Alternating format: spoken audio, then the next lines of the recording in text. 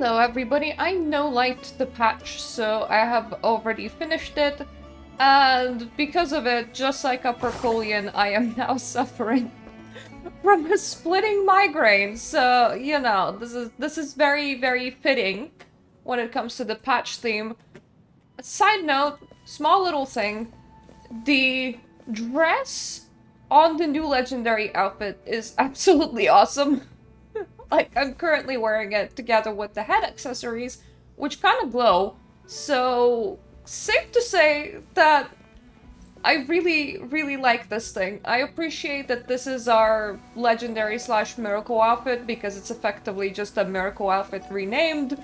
Because I'm gonna be looking forward to having this in many different colors. I think it might be more usable as a miracle slash legendary outfit than any of the ones that I've gotten prior, which is a good thing. This is quite a big patch, but I don't think that this is gonna be quite a big review. I think I can sum up the main parts fairly fast, especially considering that effectively things fall into story and environment and the category of other mini-games, performance, that sort of thing, the kind of things that I liked that I didn't like. I'm gonna set this up front here. The new environments are absolutely stunning, and the story is really, really good. Unlike the previous stories, we're having a story that's humanized, that actually deals with people. We have actual people in the story. The stakes are kind of high, and they do make sense. It's about a race of people, effectively. Now, here is where I'm just gonna say, the story is really good. I can't wait to play through it on my streams, and that I think you should go and experience it. It kind of makes Ixalant worth to experience. And now you are free to skip forward into the next section if you don't want any spoilers. Because past this point, I'm gonna try and sum up the story to you. I'm giving you 3 more seconds. 4, 5, okay.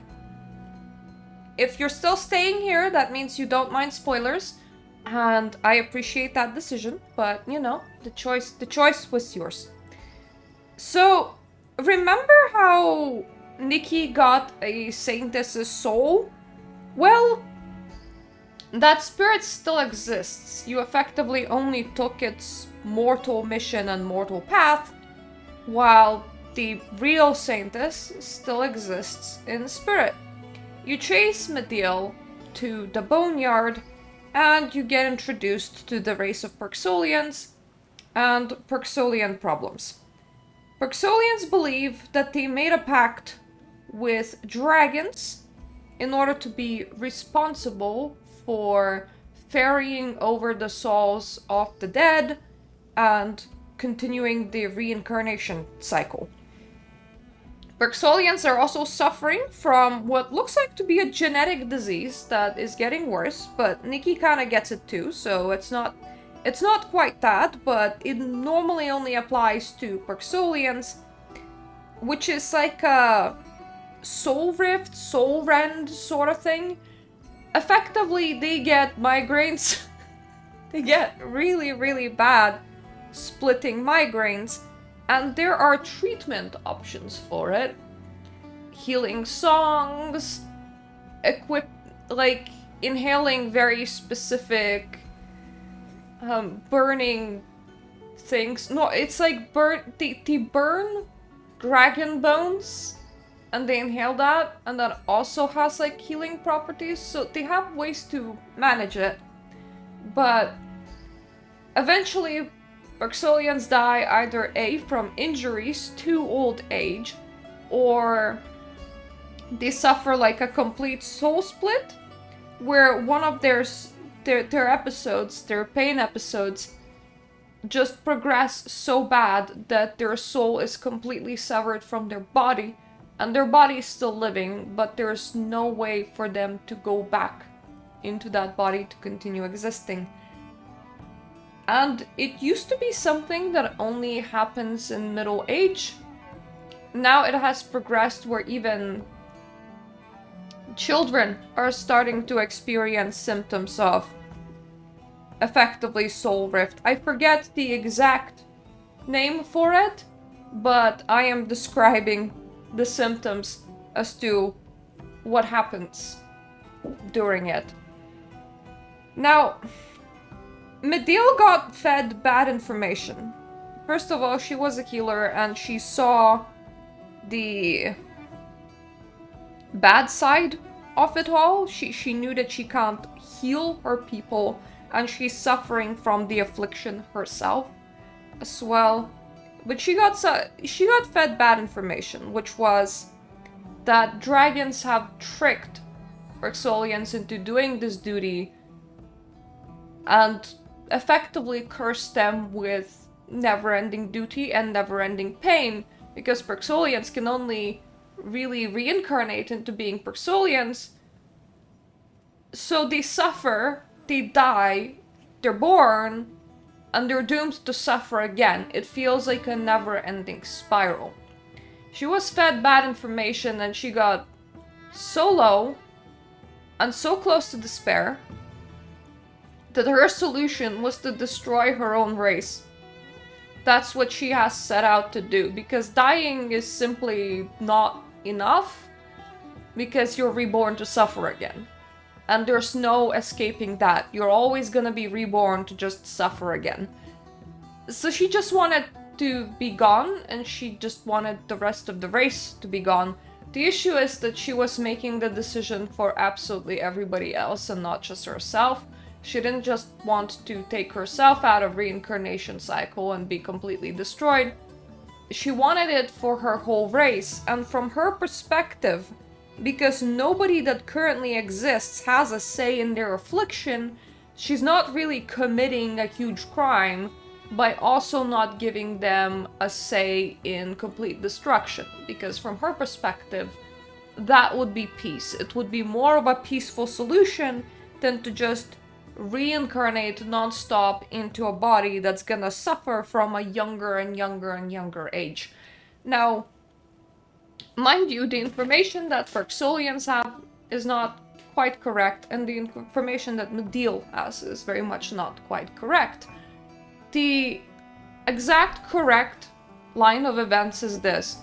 There used to be a god of reincarnation, and it was his whole spiel to guide the souls into their reincarnation cycles and overlook that. Even God of Reincarnation was supposed to eventually wear down and die, and a new God of Reincarnation was supposed to take their place. Of course, world of Nikki suffers from this thing where all the gods are gone, including the God of Reincarnation. That was an age. It is gone now. All the gods are finished. Before disappearing, God of Reincarnation put the duty of burying souls onto the dragons. The dragons thought that it was gonna be temporary because eventually God of Reincarnation is gonna come back, right? Well, no. God of Reincarnation is dead, and there's no new one. So dragons continued doing it until dragons got so worn down that they were on the path to complete extinction. And just at that time, there was a group of humans that washed up on their shores. And their group was effectively facing a death sentence as well. So dragons and humans of that group made a deal where effectively both bodies get destroyed. They combine with one another, and from that deal the race of Perxolians are born. They're half dragon, half human, and they carry two souls in one. One is that of a dragon and one is that of a human. The reason why they're suffering from the whole affliction that they have is because they carry two souls. It's precisely the reason why Nikki starts suffering from it too, because at the moment she has part of the soul of the Saintess in her body as well, so two souls, one body, kinda chafe against one another. Bad splitting headaches are a side effect of it. The interesting thing is that we had a god of reincarnation, he fell, right? We had dragons, they fell, right? Now we have Perxolians. Each of this group kinda hoped that the group prior is gonna come back and help them, so Perxolians have great belief in dragons, dragons hope that god of reincarnation is gonna appear, but Perxolians as a group is now on their way down. Because more and more of them suffer their soul affliction earlier and earlier, and as such more and more of them do experience the complete separation of soul and body, from which they can no longer reincarnate. So the current system that the whole Mirrorland depends on to ferry souls and upkeep reincarnation is actually slowly crumbling. And that's really interesting. At the end of the story, the soul of Saintess that's separate from Nikki's body does propose a solution. She says that Nikki carries half of the mark, half of her mark, and the rest of that mark that she was blessed with, that she was given by the god of reincarnation before he disappears, lies in the Titan Golden City. And she shatters the skyscape, and we can see it in the distance. If the whole mark is recovered, then that mark can be used to make Perxolian dragon and human soul whole again, therefore stop their disintegration. It really deals with bigger problems than just right here and right now. It's not just that Perxolians are suffering and that they as a species might die out. It's the fact that what Mirrorland depends on as a cycle of reincarnation might fall with them. So actually, if Perxolians go without passing on their duty, then the whole of Mirrorland is gonna slowly go because the cycle of reincarnation itself is gonna crumble, so it's quite a big problem. Our story is not finished. That is just where it ends. I love the lore implications of it. I love that it is a big problem that we're actually dealing with. I love that it is with people. Not with rags, not with floating jelly beans. It's people. The stakes feel right. The environments feel right. The characters in the story feel right. And everything else can be forgiven and forgotten. Now, hello back to the people that have skipped my whole lore explanation. We can get into issues with this patch now or everything else. But do remember that good story and good environments means that everything else can be forgiven and forgotten. And that's precisely what I'm currently doing. So my first issue, let me just switch back to this. I had to switch recording from GPU onto my CPU. My game is already only on high settings and not ultra settings. I have better PC than most people playing this will. Yeah, I tend to build mid-spec PCs, but they tend to be there to do this job because I am a YouTuber.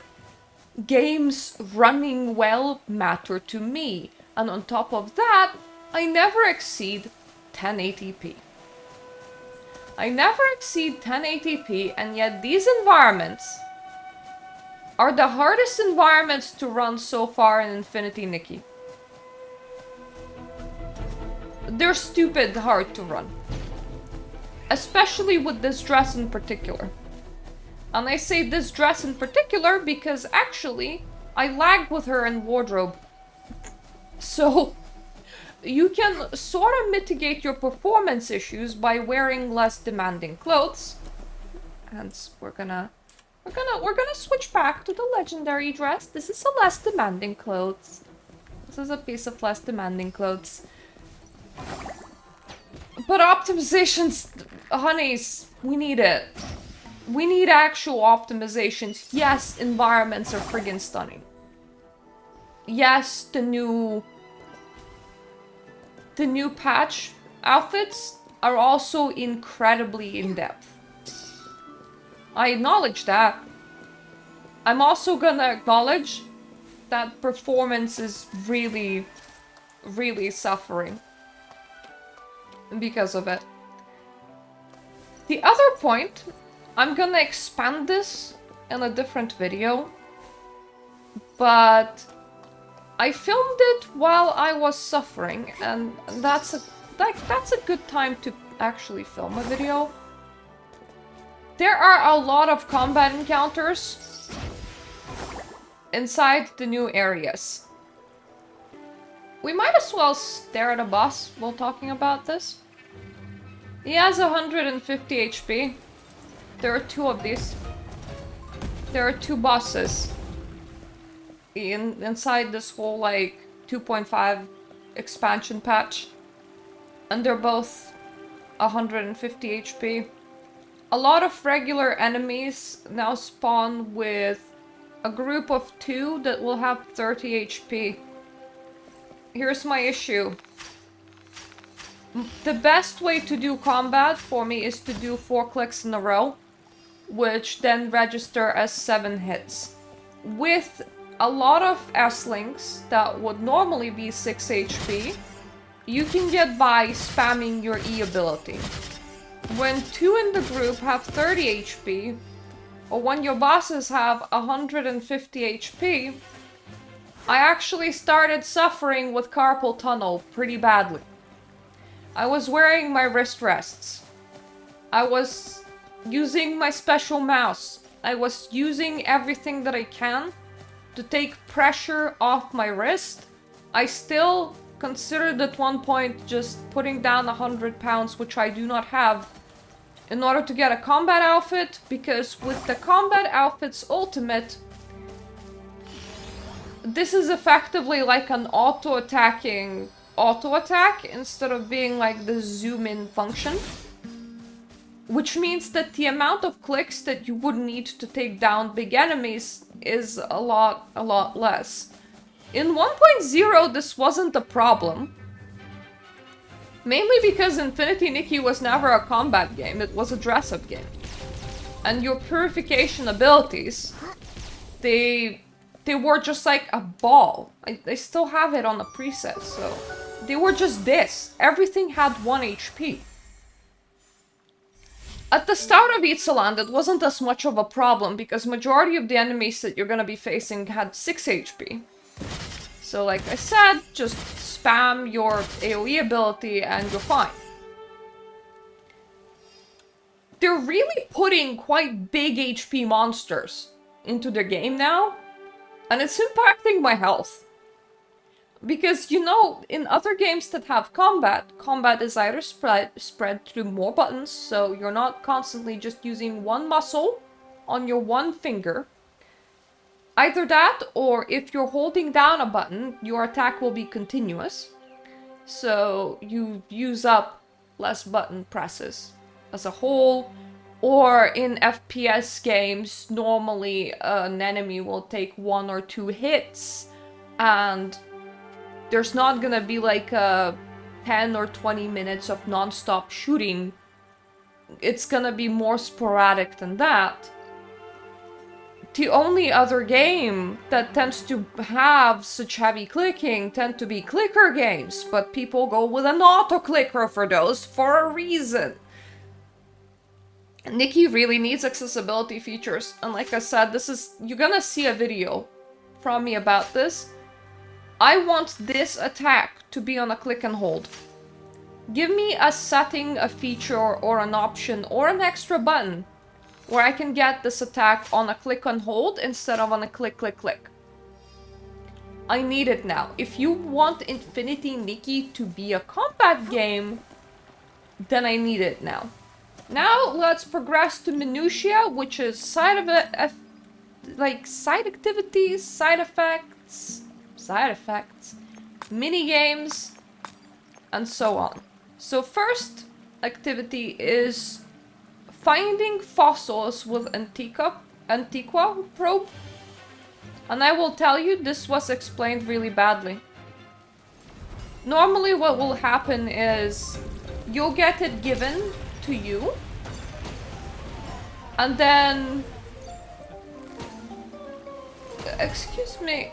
Okay, you're battling Momo, so I can't get it back. Fair enough. I'll get it back sometime later then. Momo, are you doing okay over there, buddy? Please! We're not engaging him in combat. Come back. This activity has been explained fairly poorly. Because the last time we had an Antiqua probe, it was on a Z key. So you would enter the minigame specific place and you would press Z. And this time it's not so. This time it is treated as a decoration. So you have to hit Control. Then you have to go to the Antiqua probe whenever Momo prompts you. Because normally you'll be running around and Momo will be like, there is like a antiquated thing somewhere, or like the Antiqua probe is like shining or whatever. And that's when you're supposed to like take it out and start following it around. And then you're gonna get a currency, which seems to be not guaranteed because I got 1 currency, but I dug up like 6 artifacts, so don't know what's happening over there. This does help to illustrate my combat point, though. See how there's a whole bunch of normal S-links and then there's like one that's 30 HP. Yeah, I hate those 30 HP ones. Mainly because, once again, it takes too many clicks to take them down, while groups of 6 HP ones just requires you to spam AoE, so that's fine. So I feel like that was poorly explained to people. A lot of people were really confused as to what to do with that Antiqua probe and how to treat it correctly. Second minigame is this. Though, right, if you ask me. There's only one issue with this one, which is there are a couple levels where you can solve it correctly, but the game has a specific solution in mind. So despite the fact that this whole area will be filled, the game won't give you the notification of victory. So there's like 1 or 2 levels where people had to look up the solution because the solution wasn't actually like clear, because they did solve it, but the game wouldn't like accept their solution as a solution, if you get my point. Another side activity that you're gonna encounter quite often is rock skipping. I find this one to be absolutely terrible. Thank goodness it actually worked this time. Because what normally happens is I'll shoot at it, and for some reason the rock will go in a completely different way than where I shot it. So like, I would like shoot it here, but it would like fly off in that direction, for example. Or like I would shoot it here and it would still fly off in that direction. The physics on these is just very unstable. There will sometimes be an NPC that like proposes a mini game to you, where they're like, yeah, bounce the rock so many times through so many attempts and you'll get diamonds. For that one, I tend to spend like the first few just doing a trial and error on exactly where to stand and exactly where to shoot the rock. And then, because it doesn't reset my Nikki position throughout those levels, I just will continuously hit the rock in the exact same location. So I can't do them. I don't find it to be enjoyable. We're standing close enough to another bit that's confusing to people. You're supposed to be able to send people off with your ocarina, which is unusable items. Whispering ocarina. It can also be used as a instrument, and it can also cure Perxolian headache sickness. Now, here's the thing. When you see ghosties like these, you can't actually do anything with them. The game tells you that you can, but what the game means is that when you approach them and go into camera mode, their outlines become even more visible, so you can take pictures with them. This wasn't clearly communicated to people, so a lot of people were quite confused about that.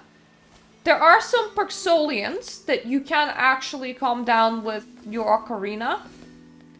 The game will clearly tell you when you're approaching one. Like, you'll be running past the Perxolian and the game will be like, hey, you can use your ocarina here.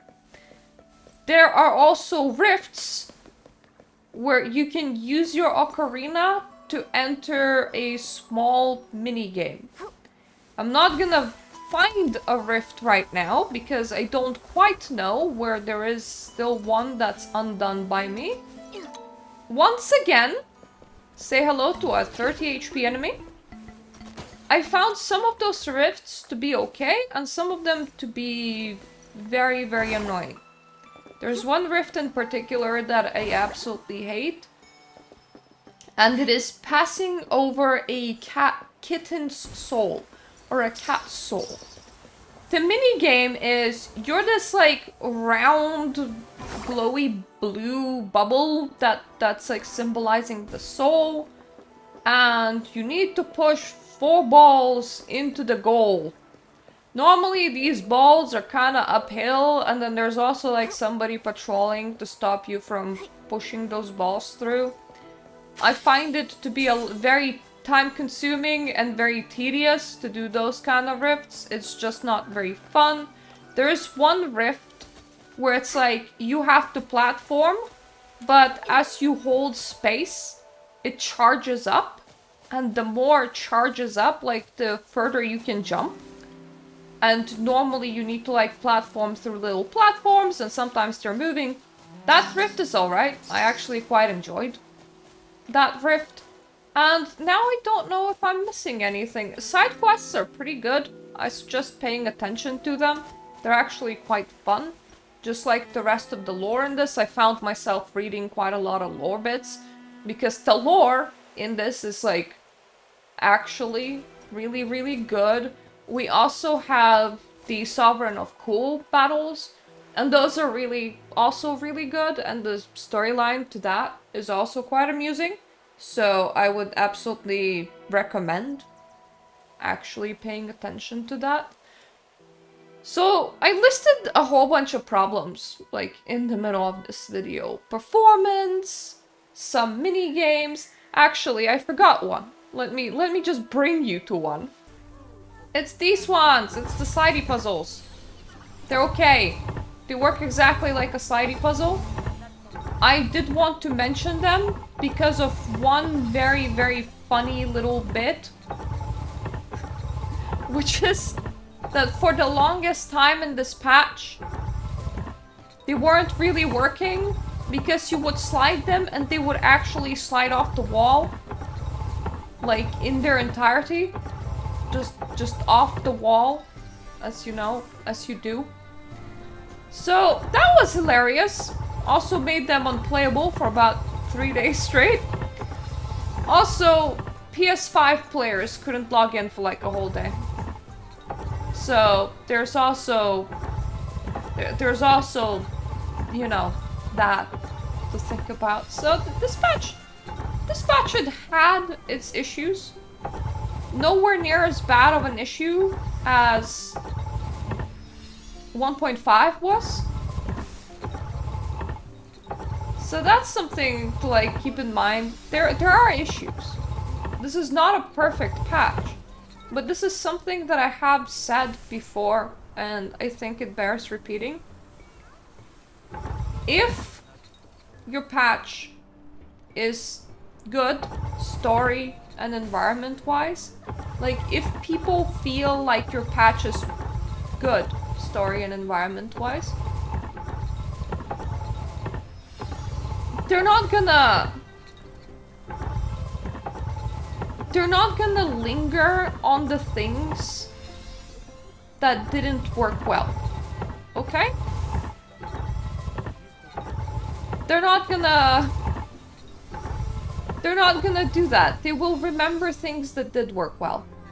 And a lot of the things, the major bits, the things that are very important to get right, which is story and environment, it worked well. So there you have it. What had to work well, worked well, and the rest can be forgiven. And I am very, very, very bad at these kind of puzzles. So there's also that. But look at that fantastic beach. So this would be my summary. This patch gets an A. Not an A+, because we still had problems. I still have my own little nitpickings that make me upset, like optimization and heavy use of combat. But the story was good. The story, detail, pacing, seriousness, I would say it even appeals more to me than 1.0 did. Which is interesting because 2.0 appealed to me less than 1.0 did. But 2.0 was entirely focused on mushrooms, so there's that. If they can bring this pacing into the rest of this patch cycle, which, considering that we seem to still are lacking one story update to do with the whole Titan Golden City, hopefully they will. And if they can bring this kind of seriousness, story pacing and stakes going into 3.0 as well, I think Nikki would be golden as a game. I think it could attract a lot of players. And I think that a lot of players could enjoy her as a gacha. Because once again, story and environments loves. These things are very, very, very important to get right. And 2.5 gets it right. So this is a patch that you would most definitely should play through yourself. And I think that you're gonna like it even if you didn't like 2.0. It has its own problems. Hence why my rating is only an A, not an A+, not S tier. But this is, I think this is the best, story-wise and environment-wise, that we have gotten up to this point. Which is definitely saying something. And I now have high hopes for the future. Of course, this is in Fold, so those hopes are still kinda, you know, kept down a little. But if they can continuously bring this level of quality to their storytelling, I think they can go far. So that is my rating overall. What did you think about the whole patch, about the whole 2.5 story-wise in general, or clothing-wise, or environment-wise, or minigame-wise, you know? Just like, give me your thoughts. And hopefully, I'm gonna see you in my other videos where I talk about more Infinity Nikki stuff. So, first of all, thank you to my Patreons. I nearly forgot. And toodaloo for now.